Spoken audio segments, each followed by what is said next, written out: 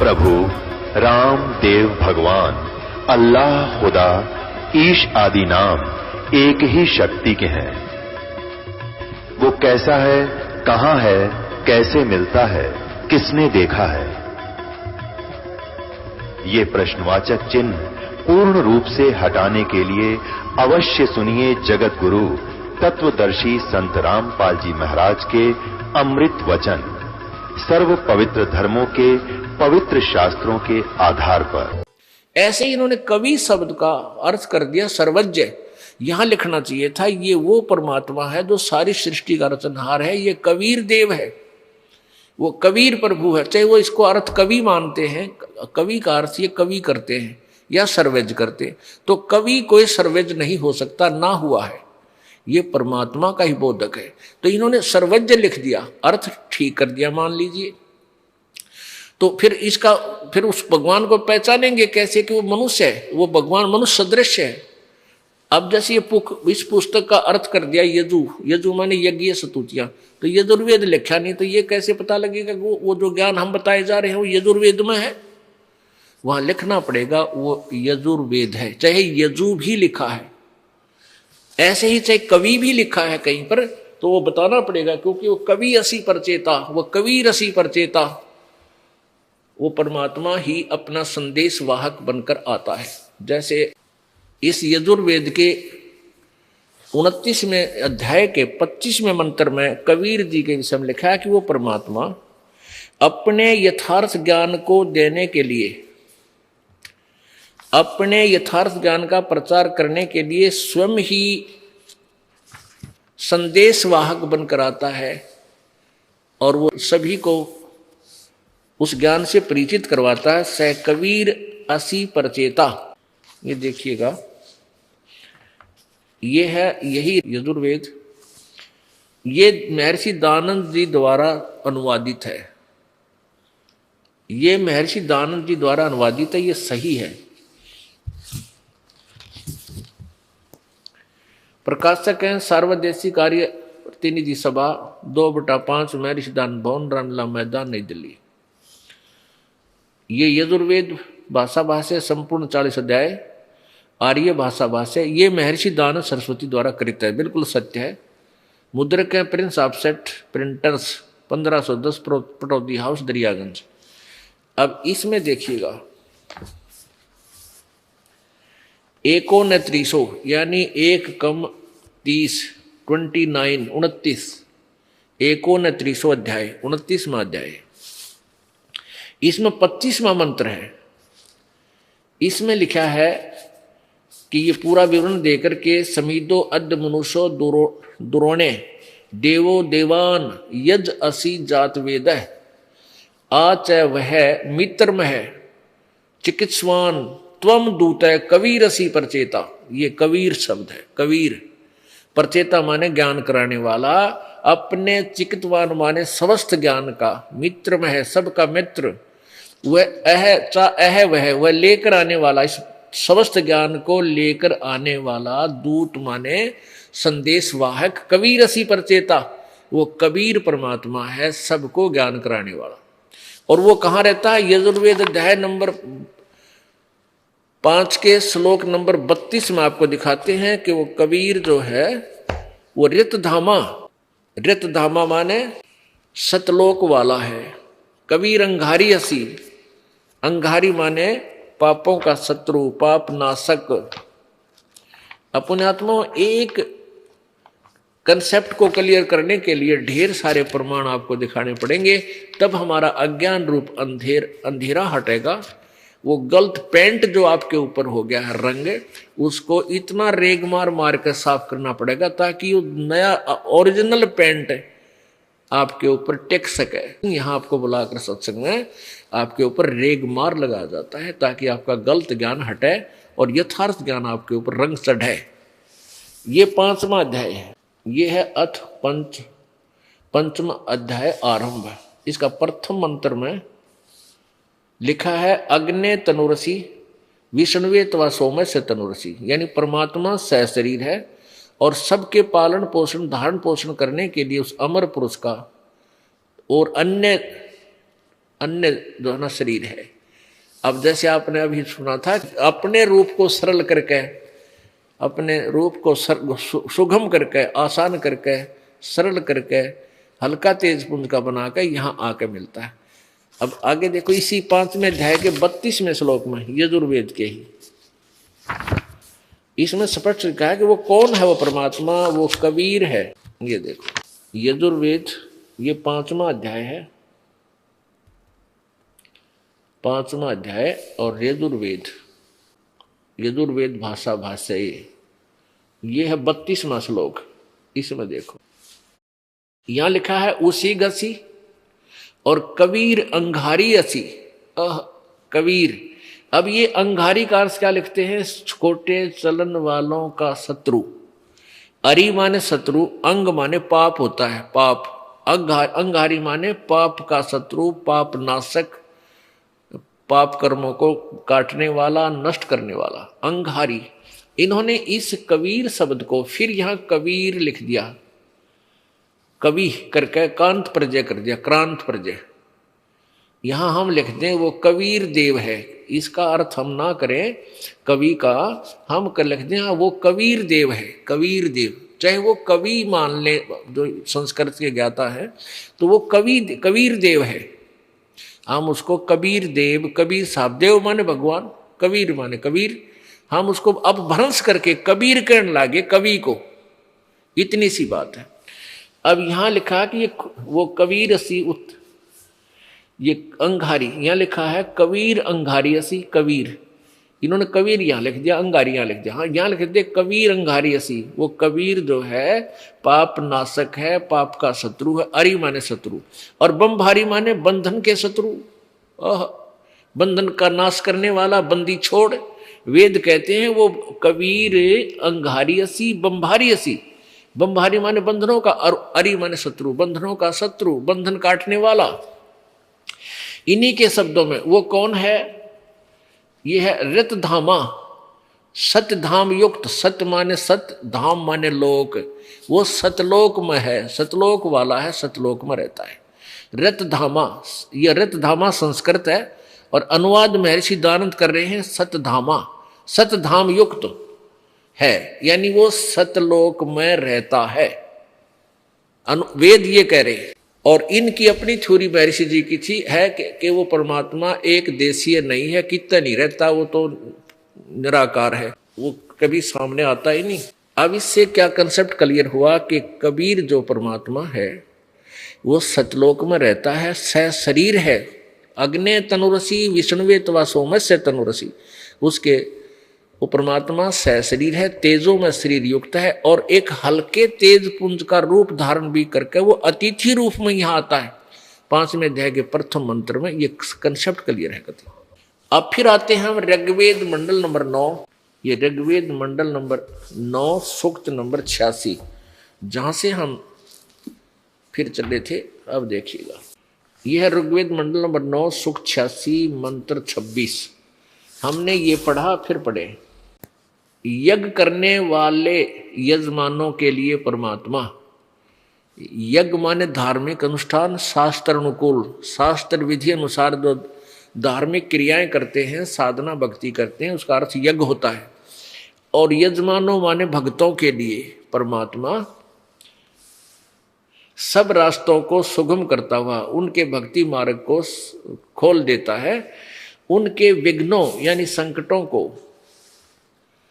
मर्दन करता हुआ नष्ट करता है, उनको पवित्र करता हुआ और अपने रूप को सरल करता हुआ, यानी अपना हल्का तेज पुंज का उस रूप में यहाँ आ जाए तो हमने कुछ भी नहीं देख सकते भगवान को, क्योंकि इतना तेज है। अब हल्का रूप धारण करके मनुष्य जैसा बनकर, वो मनुष्य जैसा ही सिंपल सा रूप बना करके हल्के तेज पुंज का धारण करता हुआ, सरल करता हुआ कांति में परमात्मा कबीर, वो कबीर देव। हम इसका लिख दें कबीर देव, बस यहां लिख दें कबीर देव। विद्युत के समान क्रीड़ा करता हुआ, यानी बिजली जैसी गति से चलकर वर्णीय पुरुषों को, श्रेष्ठ भक्तों को प्राप्त होता है। यहां देखो प्रेम, ये 27 में लिखा है ऋग्वेद मंडल नंबर 9 सूक्त नंबर 86 यानी 86 कि मंत्र नंबर फिर 27 में लिखा, 26 आपने पढ़ लिया। प्रेम की ये सैकड़ों धाराएं जो नाना रूपों में स्थिति को लाभ कर रही हैं, परमात्मा को प्राप्त होती हैं। प्रकाश पुंज परमात्मा को, प्रकाश पुंज तेजोमय भगवान, प्रकाश पुंज तेज पुंज का रूपधारी भगवान को बुद्धिवृत्तियां विषय करती हैं, जो परमात्मा धूलोक के तीसरे पृष्ठ पर विराजमान है, यानी एक स्थान पर है, एक देशीय है, और प्रकाश रूप है जो बुद्धियों प्रकाशित करती हैं। अब इससे कंसेप्ट क्लियर हो गया दो, कि वो परमात्मा ऊपर धूलोक होता है जो तेजो में स्थान है, वहां पर परमात्मा रहता है, वो दिव्य लोक में सतलोक में रहता है। वो परमात्मा एक देशीय है, सतलोक में रहता है, वहां से चलकर आता है, और जो सच साधना करते हैं उन पुण्यात्माओं को वो आकर मिलता है। मान लीजिए वो अच्छी आत्माएं हैं और साधना गलत कर रहे हैं, तो उनकी साधना ठीक करवाता है। आदरणीय धर्मदास जी पवित्र हिंदू धर्म में जन्म होने के कारण उन भ्रमित गुरुओं के द्वारा 68 तीर्थ करने के लिए चल पड़ा। राम और कृष्ण से ऊपर भगवान विष्णु और शिव से ऊपर किसी इष्ट को नहीं मानता था, और अपनी साधना को श्रेष्ठ मानता था, गीता जी और वेदों को श्रेष्ठ मानता था। तो फिर उनको परमात्मा मथुरा में मिले थे आके कबीर जी। इसी प्रकार आज का समागम जो चल रहा है, इसमें भी ऐसे परमात्मा आकर अपनी श्रेष्ठ आत्मा गरीबदास जी को मिले थे। इस समागम की ये भूमिका बनाई जा रही है कि परमात्मा पूर्ण ब्रह्म, वेदों में भी यही वर्णन है उसका, जो ऐसी लीला करता है वो पूर्ण परमात्मा है, जो वेद भी बता रहे हैं। और वेदों के अतिरिक्त जो प्रत्यक्ष लीला हो चुकी है वो पहले हो चुकी है, वेद तो आज पढ़ रहे हम। और वेदों में पहले ही लिखा था कि वो भगवान आता है पूर्ण ब्रह्म, उसका नाम कबीर देव है, और वो अपनी श्रेष्ठ आत्माओं को मिलता है जो साधना कर रही होती हैं, जो भक्ति पर लगी हुई है उन्हीं को मिला है। और जो उल्टे काम करें, शराब पीओ नके मिला के जो साधना कर रहे हैं, उन्हीं को फिर बताता है कि साधना तुम्हारी ठीक नहीं बेटा, इसको ऐसा करो, ये साधना। तो उनको आकर मिलता है जो धार्मिक अनुष्ठान पर लगी हुई होती है। वो किस उद्देश्य से मिलता है? ऋग्वेद मंडल नंबर 9 सूक्त नंबर 82 इसका जो है ना स्पष्टीकरण देगा कि वो किस लिए मिलता है। उनको ज्ञान उपदेश देने के उद्देश्य से मिलता है। ये देखिएगा, यही ऋग्वेद मंडल नंबर 9-10, प्रकाशक सार्वदेशी कार्य प्रतिनिधि सभा, महर्षि दयानंद भवन, रामलीला मैदान, नई दिल्ली। ये वही है, महर्षि दयानंद सरस्वती कृत, Prince of sets printers, 1510 Pataudi house, Daryaganj, नई दिल्ली से प्रकाशित है। अब देखना, ये है ऋग्वेद मंडल नंबर 9 सूक्त नंबर 82, 269 पृष्ठ पे।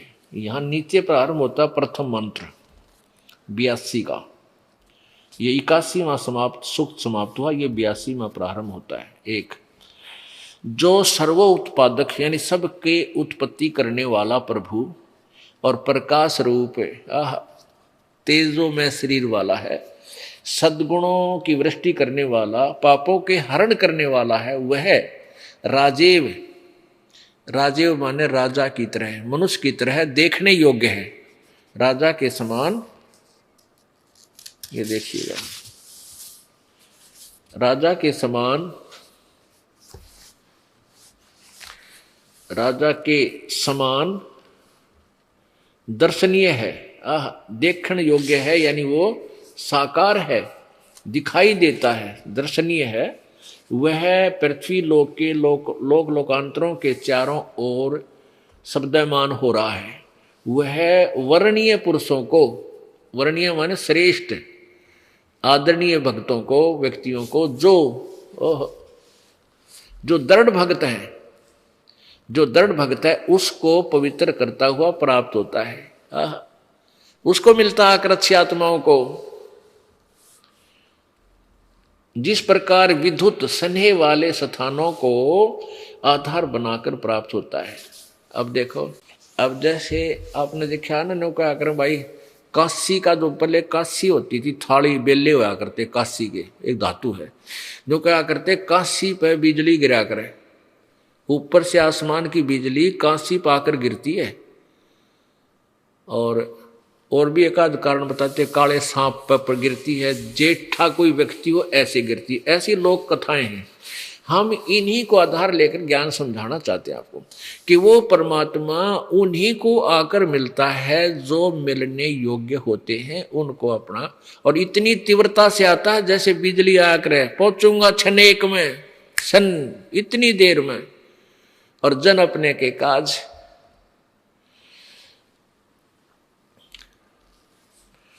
अब ये कंसेप्ट क्लियर हो रहा है कि वो परमात्मा जो वेद बताते हैं वही लीला उस परमेश्वर कबीर जी ने पहले की हुई है, जो आज हम वेदों में प्रत्यक्ष देख रहे हैं। तो कौन हुआ भगवान? वही जो काशी में आया था जुलाहा, वो पूर्ण परमात्मा है। अब ऋग्वेद मंडल नंबर 9 वही है, सूक्त नंबर 82 और मंत्र नंबर इसका 2, एक हमने पढ़ लिया। वो परमात्मा किस लिए आता उनके पास?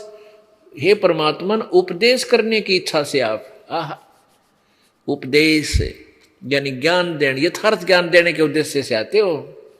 इच्छा से आप महापुरुषों को प्राप्त होते हो। ओह, महापुरुषों को, अच्छी आत्माओं को प्राप्त होते हो। आप अत्यंत गतिशील पदार्थ की तरह, ओह अत्यंत गतिशील यानी बहुत तेज चलने वाले पदार्थ यानी बिजली की के समान हमारे यज्ञों, आध्यात्मिक यज्ञों को प्राप्त होते हैं ऐसे। अच्छा आगे देखो, तीसरा मंत्र, यही ऋग्वेद मंडल नंबर 9 सूक्त 82 का तीसरा मंत्र है। पवित्र यज्ञों में रक्षा से आप प्राप्त होते हैं और पृथ्वी आदि लोक लोकांतरों में गति करते हुए यानी चल के वहां से घूम चल कर आते हो। व्यापक आप, व्यापक नहीं है, गति करते हुए आप है माने आप स्वयं गतिशील होकर वहां से चलकर, गतिशील होकर माने वहां से चलकर विराजमान होते हैं। अब और दिखाते हैं आपको ऋग्वेद मंडल नंबर 9 सूक्त नंबर 96 का। इसमें क्या पूछा है? ऋग्वेद मंडल नंबर 9 सूक्त नंबर 96 के श्लोक मंत्र नंबर 16 में ये कहा गया है कि हे सारी सृष्टि के रचनहार परमात्मा, आप अपने वास्तविक नाम का ज्ञान कराएं। आपका नाम कैसे है, क्या किस नाम से प्रसिद्ध हैं आप? तो इसमें लिखा है कि वो परमात्मा कबीर देव है। वो कबीर वाणी के माध्यम से अपने ज्ञान को लोकोक्तियों के माध्यम से, कविताओं के माध्यम से यानी पद्य भाग में बोलता है, इसलिए प्रसिद्ध कवि की उपाधि प्राप्त कर लेता। लेकिन वो होता है भगवान, वो यथार्थ ज्ञान देने आता है। लोग उसे कवि कहने लग जाते हैं, लेकिन वो परमात्मा होता है, ये पहचान नहीं पाते। वो कहाँ रहता है? वो तीसरे मुक्ति धाम में रहता है, तृतीयम धामम। अब हम आपको, क्योंकि प्रसंग चल रहा है कि वो परमात्मा वहां से चलकर यहाँ आता है, कहीं और रहता है, और वो यहाँ से आकर वहां से एक देशीय है, जो अभी तक ये अज्ञानी ऋषि महर्षि कहते थे वेदों में कहीं नहीं लिखा परमात्मा साकार है और किसी स्थान पर, एक स्थान पर विराजमान है। और जबकि वेद सैकड़ों प्रमाण दे रहे हैं कि वो परमात्मा ऊपर सतलोक में एक स्थान पर विराजमान है और वहां से गति करके यहाँ आता, चल कर आता है। नहीं, यदि परमात्मा सर्वव्यापक है तो गतिशील का शब्द ही नहीं लिखना चाहिए था वेद में। गतिशील का जब सर्वव्यापक है वो तो स्थायी है, स्थिर है, सब जगह उपलब्ध है, बात खत्म होगी। फिर उसे प्राप्ति की आवश्यकता है क्या है? वो जब सब जगह व्यापक है, सब के पास है, उसको प्राप्त क्या करेंगे? वो तो पहले हमारे से मिला हुआ है। वो परमात्मा एक देशीय है और उस परमात्मा से लाभ प्राप्ति के लिए हमने प्रयत्न करना है, उसके लोक में जाना है जहां हम कभी दुखी नहीं होंगे और कभी मृत्यु को प्राप्त नहीं होते। ये देखिएगा ऋग्वेद मंडल नंबर 9 सूक्त नंबर 96 मंत्र नंबर 16। इसमें लिखा कि हे परमात्मन, सर्वोपरि रहस्य श्रेष्ठ नाम, ये संस्कृत है ब्रैकेट में, ये चारों नाम, गुह्यम, गुह्यम माने गुप्त, सर्वोपरि सबसे श्रेष्ठ जो आपका, सर्वोपरि रहस्य श्रेष्ठ, चारों माने श्रेष्ठ, और नाम माने जो आपका नाम है। यहां लिखना चाहिए था नाम है, ना तुम्हारी संज्ञा लिख दिया। जो तुम्हारा नाम है आप उसका ज्ञान कराएं। इसमें 17वें में लिखा है कि शिशु जगानम, वो परमात्मा शिशु रूप धारण करके आता है और अपने ज्ञान को प्रकट करने के लिए जानबूझकर वो ऐसी लीला करता है। और कबीर, वो कौन है? कबीर गिरभी कावेना, कबीर संत सोमे पवित्र अत्यति रेभन। रेभन का अर्थ होता है ऊंचे स्वर में बोलना। रेभन सन, गरजता हुआ, ये रेभन, ये रेभन, रेभन माने गरजता हुआ, अर्थात ऊंचे स्वर में आवाज लगाकर ये कबीर, इन्होंने ये कबीर गिरभी। अब देखो थोड़ा समझना, हम इन्हीं के अनुवाद को पकड़ेंगे। गिरभी माने वाणी द्वारा, और कबीर, इन्होंने कबीर गिरभी है, इन्होंने कवि का अर्थ लिख दिया कवि लोग, गिरभी माने वाणी द्वारा। हम इसको लिख दें वो परमात्मा कबीर वाणी द्वारा, वो कबीर वाणी द्वारा अपने ज्ञान का उच्चारण करता है। कवि तब से, यानी कवि जैसे पद्य भाग में गा गा के श्लोक दोहे बोलते हैं, ऐसे करता है। और वो होता है परमात्मा ही, और वो ऊंचे स्वर में बोलता है। अत्यति माने अत्यधिक, अत्यधिक होता है इसका अर्थ। और रेभन सन यानी गरजता हुआ, बहुत तेज आवाज में बोल रहा है, जो कर गर्जा करने, दहाड़ा करात खड़े होकर परमात्मा, क्योंकि सच्चाई बोलने में जोर तो बोलना पड़ा, दहाड़ के। तो इसी फिर वो कहाँ रहता है वो कबीर देव? वो कबीर होता है वो परमात्मा, और वो कवि नाम पदवी, वो उस कविताओं के माध्यम से ज्ञान देने के कारण वो प्रसिद्ध कवि कहलाता है, लेकिन वो होता है भगवान। वो अनजान लोग उनको कवि कहने लग जाते हैं। जैसे एक परमात्मा की महिमा जब हम शिक्षा ग्रहण करते थे ये दास, तो कवियों के कवि नाम से कबीर जी को जाना जाता था, ओनली कवि। तो यहाँ वेद कह रहे हैं उसको कवि कहने लग जाते हैं, उनकी अच्छी अमृतवाणी को से प्रभावित होकर, लेकिन वो परमात्मा होता है, वो है भगवान, वो सोम अमर पुरुष है। अब 18वां ऋग्वेद मंडल नंबर 96 का 9 का, मंडल नंबर 9 का देखिएगा। ऋग्वेद मंडल नंबर 9 सूक्त नंबर 96। इसका मंत्र 16 17 आपने आंशिक देखा है, ज्यादा इतना समय नहीं, फिर दिखाएंगे। 18वां देखिएगा। 18वें में कहा है कि सोम समरूप परमात्मा, यानी वो अमर पुरुष, वो अविनाशी परमात्मा, सोम माने अविनाशी परमात्मा, पालन की इच्छा करता हुआ, यानी वो अमर अविनाशी परमात्मा पालन की इच्छा करता हुआ जो महान परमात्मा है, वह महान, वह परमात्मा तृतीयम धामम। क्योंकि हम शिक्षित हैं, हम संस्कृत भी पढ़ सकते हैं, अर्थ इन्होंने करी रखा है, और फिर डिक्शनरी हमारे पास है, यानी शब्दकोश, और डिक्शनरी में हम देख सकते हैं। तृतीयम धामम, तृतीयम माने तीसरे, धाम माने लोक में, तीसरे लोक में। पुणात्मा एक धाम, एक लोक है ब्रह्म का, जिसके 21 ब्रह्मांड हैं, और दूसरा धाम 7 शंख ब्रह्मांड है, ये धाम है, दूसरा धाम है इस परब्रह्म का, अक्षर पुरुष का। और जो तीसरा धाम सतलोक और ऊपर के जो मंडल हैं सारे, तीनों चारों, तो वो है तीसरा मंडल, तीसरा धाम। तो वो परमात्मा उस सतलोक में तीसरे मुक्ति धाम, पूर्ण मोक्ष धाम में रहते हैं, जहां जाने के बाद प्राणी को फिर लौटकर संसार में कभी नहीं आना पड़ता, वो पूर्ण मोक्ष प्राप्त होता है। उस लोक में कबीर भगवान रहता है। ये देखो ऋग्वेद मंडल नंबर 9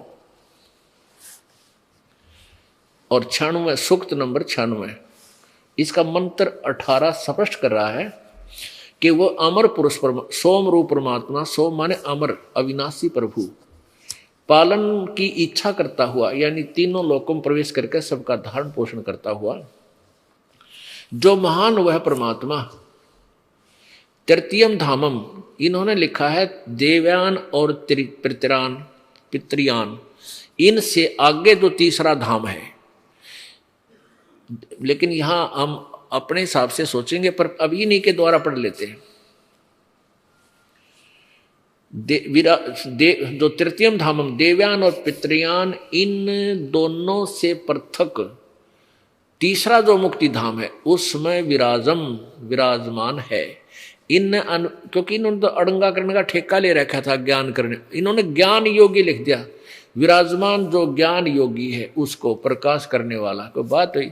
अब परमात्मा की महिमा गाई जा रही है, उस भगवान के विषय में बताया जा रहा है। इन्होंने अपनी उस अनाड़ी सोच को बीच में हटा दिया, जबकि संस्कृत शब्द स्पष्ट करी है तृतीयम धामम विराजम, वो तीसरे धाम में विराजमान है। और ऋग्वेद सूक्त नंबर 82 और 86 में स्पष्ट हो गया कि वो परमात्मा वो तीसरे दिव्य लोक में तीसरे स्थान पर विराजमान है। अब ये स्थान स्थान पर अलग अलग इसमें भेद दिया गया है। तो अब हम इससे स्पष्ट हो गया कि वो परमात्मा सतलोक से चलकर आता है, अपने रत धाम से वहां रहता है, वहां से चलकर आता है अलका तेज पुंज का रूप बनाकर। यही गरीबदास साहब जी कहते हैं कि तेज पुंज तन दे धरकर इस विध हमको भेंट ही। तो तेज पुंज का हल्का अन्य शरीर बनाकर वो परमात्मा इस प्रकार हमें आकर मिलता है और वो रहता है सतलोक में। अब देखिएगा ऋग्वेद मंडल नंबर 9 सूक्त नंबर 20 का मंत्र नंबर 1, ये स्पष्ट करता है कि वो परमात्मा उन महापुरुषों को, अच्छी आत्माओं को मिलता है। किस उद्देश्य से मिलता है? कि उनको ज्ञान करावे। ये देखिएगा ऋग्वेद मंडल नंबर 9 सूक्त नंबर 20 और मंत्र नंबर 1। वह परमात्मा, इन्होंने यहां देखो कबीर देव, ये कबीर देव, देव माने परमात्मा प्रभु और कबीर माने कबीर। हम कभी वह को वह बोलने लागे, जैसे वेदों को हम वेद बोलते हैं, कर्मवीर को हम कर्मवीर बोलते हैं, धर्मवीर को हम धर्मवीर बोलते हैं। तो ऐसे ये अभ्रंश हो गया। कबीर देव के, कबीर साहब, देव माने साहब भगवान अल्लाह और कबीर माने कबीर। तो यहां लिखा है कि वह कबीर देव, हम यहां लिख देते हैं वह कबीर देव अर्थात कबीर परमात्मा है। इन्होंने लिखा वह मेधावी है, कवि का अर्थ लिख दिया मेधावी। अब कवि क्या के मेधावी होते हैं बता? ये परमात्मा का ही कारण है। वो कबीर देव है जो सबका रक्षक है और विद्वानों की तृप्ति के लिए ज्ञान देता है। विद्वानों की तृप्ति के लिए ज्ञान देता है। नहीं जो परमात्मा को ढूंढ रहे हैं उनको आगे यथार्थ ज्ञान देता, चाहे धर्मदास जी को मिले, गरीबदास जी को मिले। सहनशील है और संपूर्ण दुष्टों को संग्राम में तिरस्कृत करता है। यानी संग्राम इनका तो यही है परमात्मा का, ज्ञान वाले युद्ध में, इस ज्ञान के संग्राम में क्या बताया परमात्मा ने? और ज्ञान सब ज्ञानड़ी, कबीर ज्ञान सो ज्ञाने, जैसे गोला तोब कहा करता चले मैदान। अब परमात्मा का जो युद्ध है इस अज्ञान के साथ है।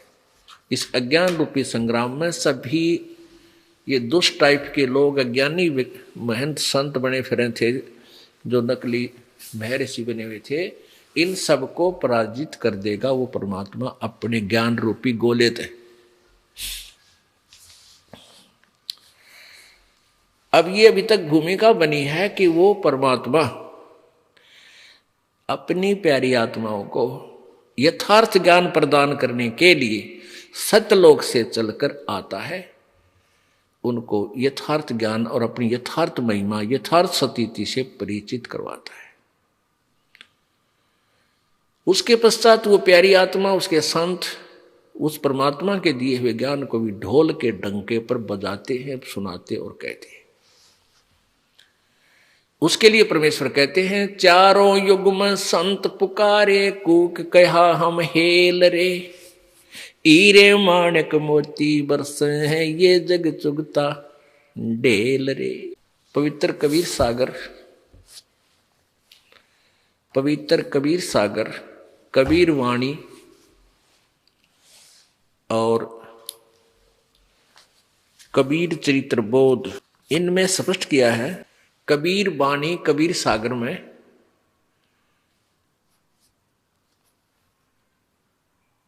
प्रश्न नंबर 136-37 पर 12 पंथों का विवरण दिया है। उसमें क्या बताया है कि संवत 1775 सोई, 75 होई, संवत 17 से 75 होई, तादिन प्रेम प्रगटे जग सोई। ये 12वां पंथ गरीबदास जी वाले के तरफ संकेत है। यहां पर गलती से 75 लिखा है, ये संवत 74 है। संवत 1774 हुई और तादिन प्रेम प्रगटे जग सोई, साखी हमारी ले जीव समझावे, असंग ठोड़ जन्म नहीं पावे, और 12वें पंथ प्रगट हुआ बाणी। ये गरीबदास जी का पंथ के विषय में 12वें पंथ के विषय बता रखा है कि 12वें पंथ में गरीबदास जी वाले पंथ के द्वारा, गरीबदास जी द्वारा मेरी महिमा की वाणी प्रकट होएगी, यानी उसको मैं ज्ञान दूंगा अपनी प्यारी आत्मा को, फिर वो मेरी महिमा की वाणी को ढोल के डंके पर कहेगा। और वो गरीबदास जी की वाणी फिर लिपिबद्ध की गई है, जो आज दास आपको पढ़ पढ़ कर सुनाता है, जो कबीर जी की वाणी से और वेदों से मेल खाती है। तो उसमें ये लिखा कि 12वें पंथ में जो प्रवर्तक होगा 12वें पंथ का, उसके द्वारा मेरी महिमा की यथार्थ वाणी प्रकट की जाएगी, मेरी ही कृपा से। लेकिन उस 12 पंथों, उस 12वें पंथ गरीबदास पंथ वाले भी यथार्थता को ना समझकर, उस ज्ञान को ना समझकर असंग ठोड़, असंग जन्म भी सतलोक नहीं जा पाओगे। फिर उस 12वें पंथ में हम ही आएंगे आगे, गरीबदास वाले पंथ में। कबीर जी ने 600 वर्ष पहले बोला था। अब देखिएगा, अब आपको एक कबीर सागर दिखाना आवश्यक होगा। परमात्मा की प्यारी आत्माओं, आपको प्रभु की चाह है, क्योंकि हम जब से भगवान से बिछड़े हैं वो अक्षति हमारी अभी तक पूरी नहीं हो सकी और ना हो सकती जब तक भगवान ना मिलेगा। और उसकी प्राप्ति के लिए हम प्रयत्न करें, तो उसके लिए हमने सबसे पहले दृढ़ होना पड़ेगा कि जिस क्रिया को हम करने जा रहे हैं सत्य है या असत्य। जब आपको दृढ़ हो जाओगे, फिर निश्चिंत होकर करोगे, तो आपको कोई डगमग नहीं कर सकता, वो सफल होगी। नहीं तो ये सिर फिरे संत फिरे हैं, कोई भी आपको भ्रमित कर देगा, वो झूठ बोलता है, कहीं नहीं लिखा ऐसा। गरीबदास आपको प्रत्यक्ष कर देगा, आप किसी देवता की भी नहीं मानोगे कि संत रामपाल झूठ बोलता है, क्योंकि आप आंखों देखोगे, पढ़ोगे, सब शिक्षित है। इसी का लाभ परमात्मा ने उठाया है। इस बिचली पीढ़ी में सब शिक्षित होंगे, हम अपने पहचान करवा जाए। ये देखिएगा पवित्र कबीर सागर, ये है पवित्र कबीर सागर। ये खेमराज श्री कृष्ण दास प्रकाशन मुंबई से प्रकाशित है। ये है कबीर सागर, संपूर्ण 11 भाग, खेमराज श्री कृष्ण दास प्रकाशन मुंबई से प्रकाशित है। और इसके संशोधक कौन है? सर्वाधिकार सुरक्षित है, प्रकाशक द्वारा सुरक्षित है। मुद्रक एवं प्रकाशक खेमराज श्री कृष्ण दास, अध्यक्ष श्री वेंकटेश्वर प्रेस, खेमराज श्री कृष्ण दास मार्ग बंबई से। इसके कबीर पंथी, ये सारे इसमें लिखा। प्रथम अध्याय है ज्ञान सागर, प्रथम खंड। कबीर पंथी भारत पथिक स्वामी युगलानंद विहारी द्वारा परिष्कृत, यानी इसमें संशोधन किया गया इसके द्वारा, और यहाँ से प्रकट छपा है। तो इसके कबीर वाणी बोध सागर, इसके 136-37 पृष्ठ पे आपको दिखाते हैं। ये देखिएगा, ये 136 पृष्ठ है, 136 पृष्ठ कबीर वाणी। और यहाँ ये है बोध सागर, यहाँ लिखा 12 पंथ चलो सो भेद, ये कबीर जी की वाणी है। 12 पंथ चलो सो भेद, द्वादश पंथ काल फुरमाना, इन 12 के 12 पंथों में काल का ज्ञान प्रचारित है, काल वाली साधना ही चल रही है। द्वादश पंथ काल फुरमाना, भूले जीव न जाए ठिकाना। ताते आगम कह हम भाखा, वंश हमारा चूड़ामणि शाखा। चूड़ामणि। अब इन्होंने और क्या त्रुटि की है कि कबीर वाणी, कबीर चरित्र बोध सन पृष्ठ नंबर 1870 पर इन 12 पंथों में नारायण दास लिख दिया। नारायण दास लिख दिया प्रथम प्रवर्तक 12 पंथों का में से प्रथम पंथ का नहीं। यहां देखो, ये है बोध सागर और ये है कबीर चरित्र बोध। इसके पृष्ठ नंबर 1870 पर 1870 यहां क्या लिखा है?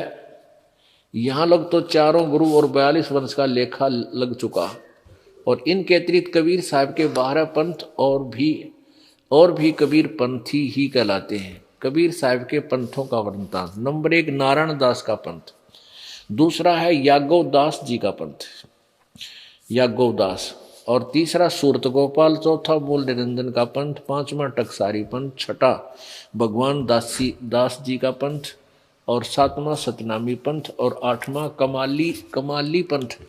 कमाली नहीं है, ये कमाली है, यानी कमाल का पंथ। वो कभी परमात्मा से द्रोही हो गया था कमाल, जो मुर्दा जीवित किया था। राम कबीर पंथ, प्रेम धाम की वाणी पंथ, और जीवा पंथ, और 12 ये गरीबदास पंथ। ये तो कबीर साहब के 12 पंथ हैं, ये 12वां पंथ गरीबदास पंथ है। और इसमें प्रथम इन्होंने नारायण दास लिख दिया, जबकि यहां परमात्मा की अपनी वाणी क्या बता रही है? प्रथम पंथ चूड़ामणि है।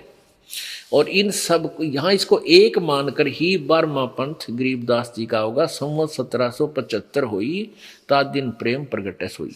नहीं तो ये 11वां यहां समाप्त हो जाता है, परम धाम की वाणी। यहां देखो, प्रथम वंश है चूड़ामणि, परमात्मा कह रहे हमारा प्रथम वंश चूड़ामणि होगा। और दूसरा, यहां इन्होंने प्रथम लिख दिया गलती से, यहां लिखना चाहिए दूसरा, जग में जागो बरमावे। यहां देखो, यहां दूसरा यागो दास का दूसरा पंथ है, कबीर साहब के पंथों का बनता। यानी ये दूसरा, इसमें दूसरा है यागो दास का, यागो दास। यानी यहां देखो, इन्होंने गलती कर दी, प्रथम जग में जागू बरमावे, यागू कहे चाहे जागू कहो, ये प्रथम लिख दिया। नहीं, यहां दूसरा होना चाहिए। ये दास ने इसमें लगाए निशान, दूसरा तीसरा। और ये तीसरा है सूरत गोपाल, चौथा मूल निरंजन।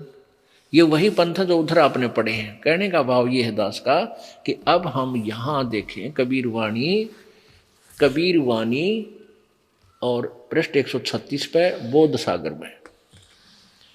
अब नीचे आ जाए, 12वें पंथ पाएंगे। 12वां पंथ, ये 12वां पंथ यहां से शुरू होता है, यानी गरीबदास वाला पंथ। संवत 1775 हुई, ये 74 होना चाहिए, यहाँ पर 75 गलत लिखा है। 75 हुई, ता दिन प्रेम प्रगटे जग सोई, आज्ञा रहे ब्रह्म बोध लावे, कोली चमार सबके घर खावे। गरीबदास जी ने आकर के ये छुआछात का बहुत अंत किया था। साखी हमारा ले जीव समझावे, असंग जन्म ये ठोड़ नहीं पावे। यानी उसी पंथ के जो गरीबदास जी के द्वारा लिखी वाणी के पढ़ने वाले गरीबदासी पंथ वाले भी असंग जन्म ठोड़ नहीं पावे। 12वें पंथ प्रगट हुआ वाणी।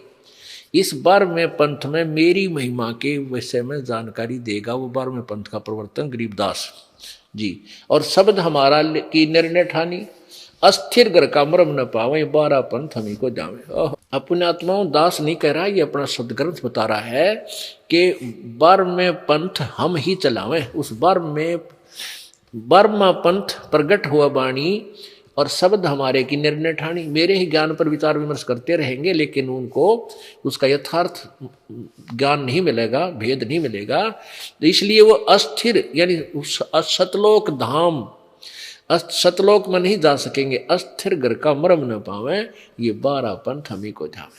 फिर क्या लिखा? 12वें पंथ हम ही चलावे। गरीबदास वाले पंथ में हम ही चल कर आएंगे और सब पंथ मेटे एक ही पंथ चलावे। गरीबदास धर्मदास जी को कह रहे हैं परमात्मा, इसलिए धर्मदास तब लग बोधो तुम कुरी चमारा, फिर तुम बोधो राज दरबारा। प्रथम चरण कलयुग निर्याना, तब मगर मांडो मैदाना। कि प्रथम जो पीढ़ी होगी, प्रथम चरण होगा, प्रथम जो मेरा आना होगा, वो समझो जब मगर से मैं वापस चला जाऊंगा सहशरीर, वो प्रथम पीढ़ी होगी।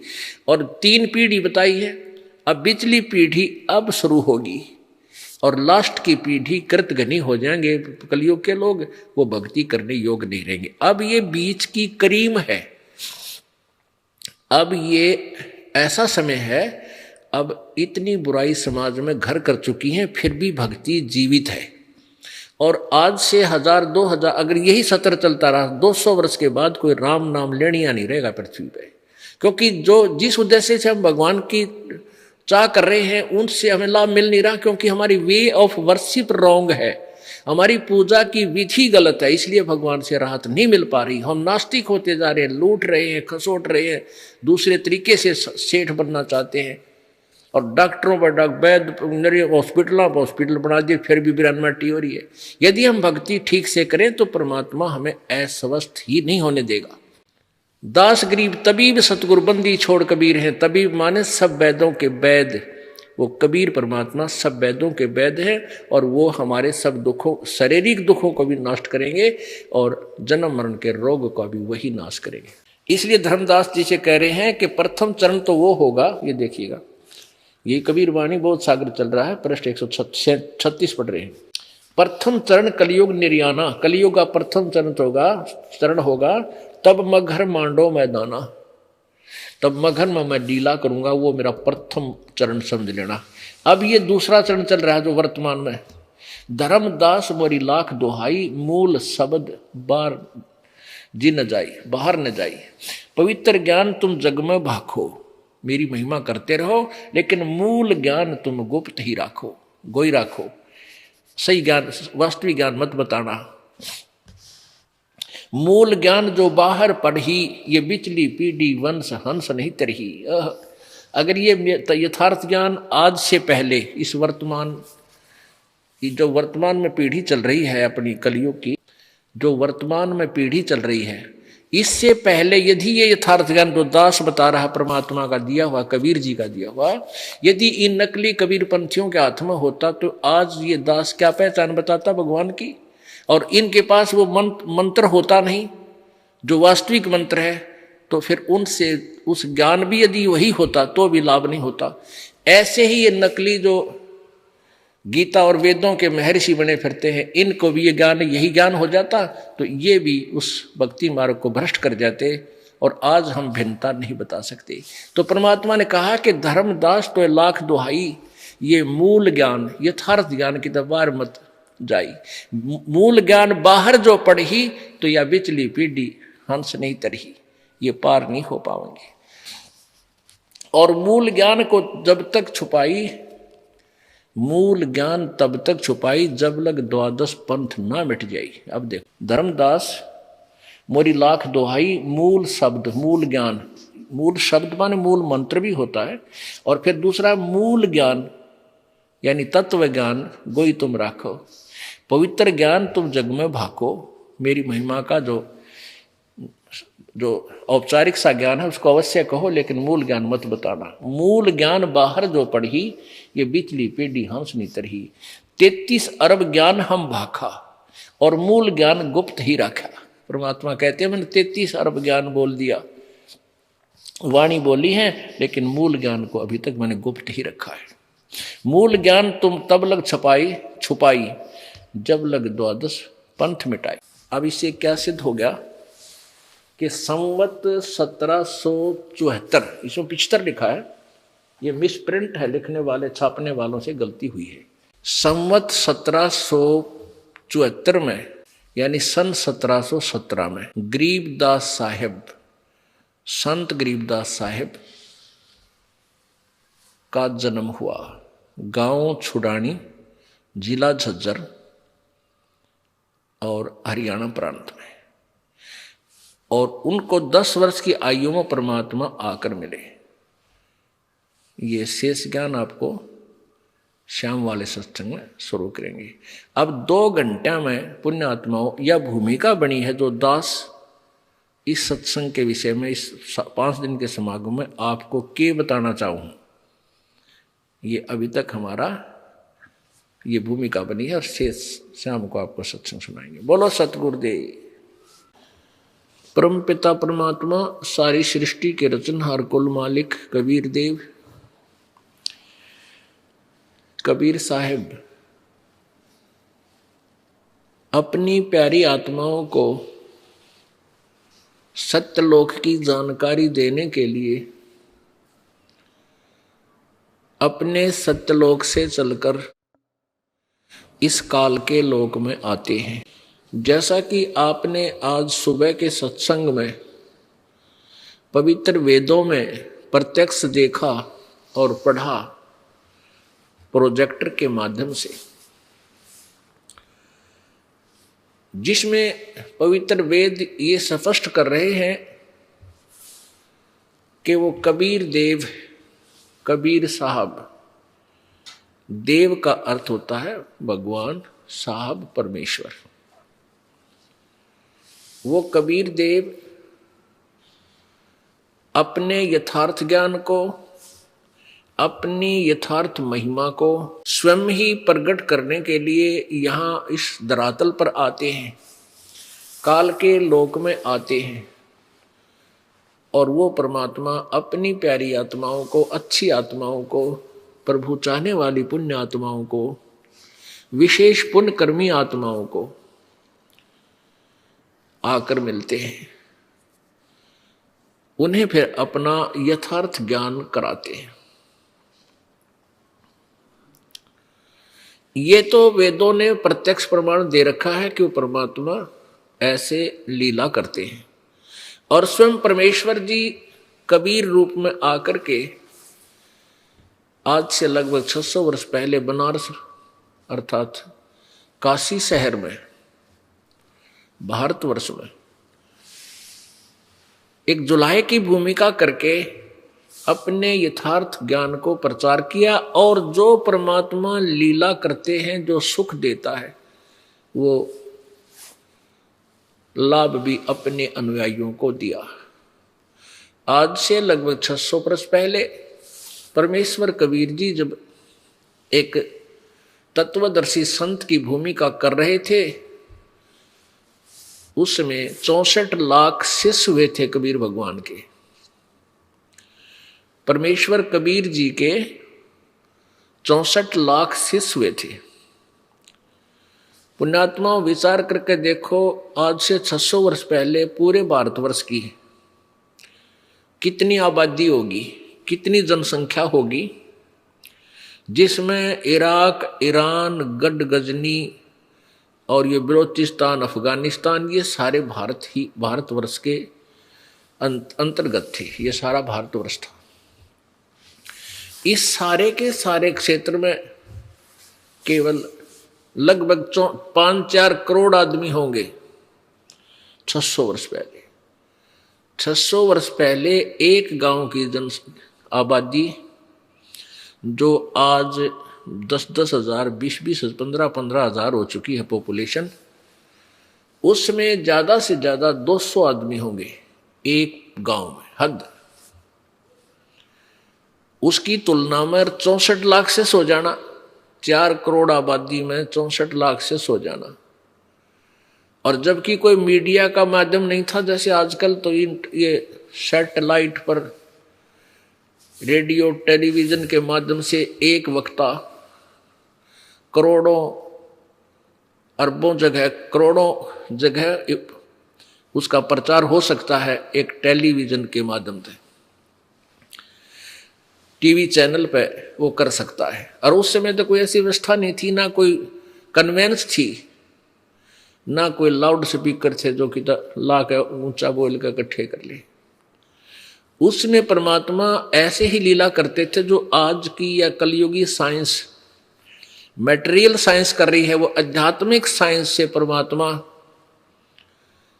हजारों जगह प्रकट हो जाते थे अपने उसी रूप में, और वहां जा जाकर अपने यथार्थ ज्ञान को प्रचार क्या करते थे, और एक रूप में बनारस में भी रहते थे, जुलाहे का काम भी करते थे, और एक रूप में वो सतलोक में पूरे ब्रह्मांडों का कंट्रोल भी करते थे, करते हैं। ये है वो कबीर परमेश्वर। पुण्यात्माओं, ये दास जन्म से कबीर पंथी नहीं था, ये दास तो जन्म से कृष्ण पंथी था, हनुमान पंथी था, श्री रामचंद्र का पंथी था, ये कबीर पंथी नहीं था। कोई न सोचा भाई ये कबीर पंथ में जन्म हुआ होगा या किसी जुलाहे जाति में जन्म हुआ हो, इसलिए ही कबीर जी की महिमा गा रहा है। नहीं, दास को परमात्मा ने पहले पारखू बनाया, जौहरी बनाया, और फिर इस लाल को दास ने परख कर देखा। उन्हीं फॉर्मूलों से ये परमेश्वर पाए, पूर्ण ब्रह्म, असंग ब्रह्मांड के स्वामी, जिसका समर्थन, जिसकी महिमा सारे सदग्रंथ कह रहे हैं, और जिन पुण्यात्माओं ने परमात्मा कबीर जी का साक्षात्कार हुआ पूर्ण ब्रह्म का, वो भी यही समर्थन दे रहे हैं। उन पुण्यात्माओं में से जिनको परमात्मा आकर मिलते हैं, उन पुण्यात्माओं में से कौन कौन ऐसी श्रेष्ठ आत्मा, वर्णीय आत्मा थी जिनको भगवान परमेश्वर पूर्ण ब्रह्म आकर मिले। एक आदरणीय धर्मदास साहिब जी बांदोगढ़ वाले, आदरणीय मलुकदास साहिब जी, आदरणीय दादू साहिब जी, आदरणीय नानक साहिब जी, जिनसे सिख धर्म, जो सिख धर्म के प्रवर्तक माने जाते हैं, आदरणीय गरीबदास साहिब जी छुडानी वाले, हरियाणा प्रांत में, जिला झज्जर, छुडानी गांव में, और आदरणीय घीसा दास साहिब जी, गांव खेखड़ा, मेरठ जिला में, और आदरणीय स्वामी महर्षि रामानंद जी बनारस में। इनको परमात्मा का साक्षात्कार हुआ। उन्होंने फिर परमात्मा की प्राप्ति के उपरांत जो ज्ञान और वाणी बोली, जो एफिडेविट दिया, जो गवाही दी, वो वही है जो वेदों और गीता में प्रमाणित है। आज का जो अब ये जो सत्संग आज प्रारंभ हुआ है, ये 5 दिवसीय संत समागम, इसका उद्देश्य है कि आप जी से परिचित कराएं, आप जी को परिचित कराएं उस परम पिता से जो परमात्मा इस फाल्गुन मास की द्वादशी, फाल्गुन सुदी यानी फागण उतरते की द्वास, हरियाणवी भाषा में द्वादशी को दिन में 10 बजे के आसपास गांव छुडानी के जंगल में, खेतों में, गांव कबलाना की सीमा लगती है छुडानी गांव के साथ में। गांव छुडानी से कबलाना को सीधा कच्चा रास्ता जाता था, अब वहां सड़क बन चुकी है। उस सीमा के ऊपर वहां खेतों में, जंगल में परमेश्वर कबीर जी जिंदा महात्मा रूप बनाकर संत गरीबदास जी महाराज जो 10 वर्षीय बालक थे उनको आकर मिले। आज दिन के सत्संग में आपने देखा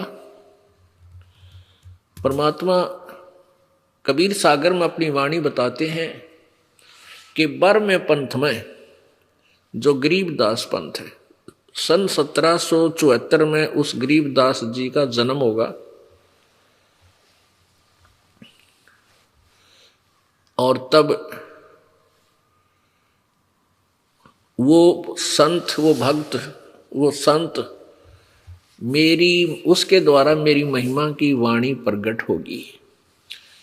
अब पुण्यात्माओं, कबीर सागर के अंदर इन कबीर पंथियों ने जो नकली महंत संत बने हुए थे, उन्होंने बहुत मिलावट कर दी, कुछ एक काट पीट कर भी कर दिया उसमें, लेकिन फिर भी सच्चाई छुप नहीं सकी।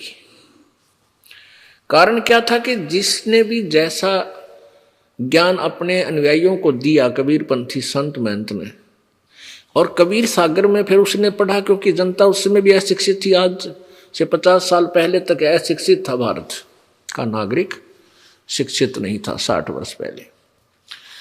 और कबीर पंथ उसी समय से कबीर जी के जाने के तुरंत बाद ही बहुत से प्रचारक बन गए थे।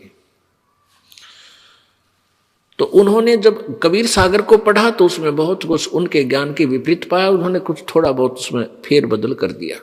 इसका प्रमाण कबीर सागर के अंदर ही जो संशोधन करता है, युगलानंद बिहारी जी खुद लिखते हैं कि मेरे पास अनुराग सागर एक पार्ट है कबीर सागर के अंदर, अनुराग सागर अध्याय है, कि उसके मेरे पास 6-7 प्रतियां हैं जिनमें बहुत कुछ आपस में मेल नहीं खा रहा। एक बहुत पुरातन है, उसमें से मैं कुछ सबको मिला करके सेट कर रहा हूं, उसका वो कबीर सागर में।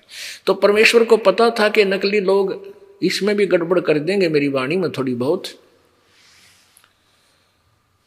इसलिए कबीर परमेश्वर जी ने आकर के अपनी प्यारी आत्मा गरीबदास जी को चिताया, उनके हृदय में यह ज्ञान फीड कर दिया। जैसे आजकल मोबाइल से मोबाइल दूसरे मोबाइल में, और बहुत बड़ी स्टोरी कहानी फिल्म जो कि तो दूसरे में फैक्स हो जाती है और उसमें भी रह जाती है। ऐसे परमेश्वर कबीर जी ने गरीबदास जी के अंतःकरण रूपी कंप्यूटर में अपना तत्व ज्ञान भर दिया, और उन्होंने फिर कबीर परमेश्वर की आंखों देखी। क्योंकि अब आपको मैं एक कथा सुनाऊंगा जिससे एक तो ये सिद्ध होगा कौन तथा कैसा है कुल का मालिक।